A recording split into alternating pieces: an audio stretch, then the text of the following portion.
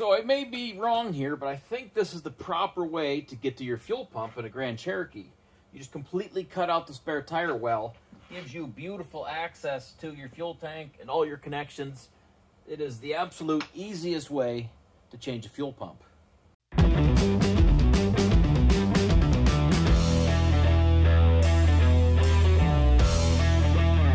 So, as this may seem very extreme to change a fuel pump, it does make sense because I was planning on raising the fuel tank anyway. So this well had to go away.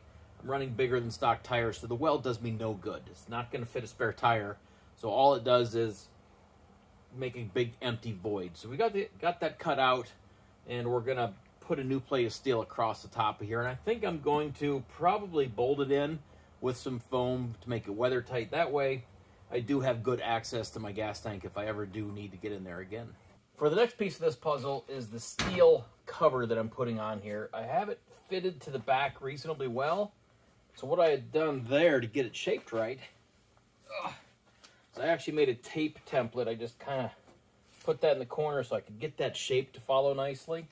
But now for the back, I decided to go ahead and tuck it under the carpet so I could outline where the carpet is, and then I'm going to measure back whatever distance I decide to be able to follow that shape pretty well, because I want to avoid these little pads with the Velcro, the cover hook onto, as well as the places where it hooks into in the back. So I want to try to avoid that so that factory cover works as it should.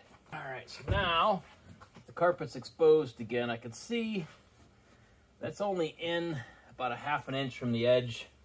So I think I'm going to go ahead and trace that out at least another ½ an inch on either side, just to give me some room. I am going to put some sort of foam down, and then also some, I'm going to run some self-tappers around the radius of this. All right, guys, so our new fuel pump showed up. I went ahead and got a whole unit. I believe this is something somebody may have bought and was reselling. Got it off eBay for 90 bucks, but it is a genuine Mopar fuel pump assembly, so that is a good thing. So I got this covered up with a rag just to keep the dirt out. Comes with the new seal, so you always want to use the new seal if you can. It just goes inside the hole. You work it around the edges. Piece of cake. Careful of the fuel gauge sending unit. Drop that in there first.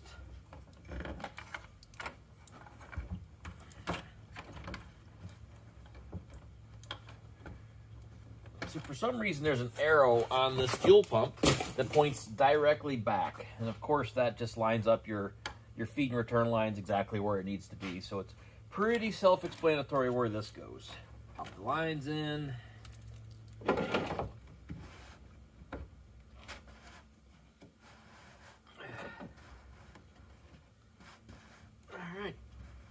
Screw down the retaining ring, and then these clips that we pulled off earlier, we're just going to pop those back in. This job's done. Man, is it easy to do a fuel pump when you have a giant hole in your floor. So let's go cycle the key a couple times, see if this thing starts up. I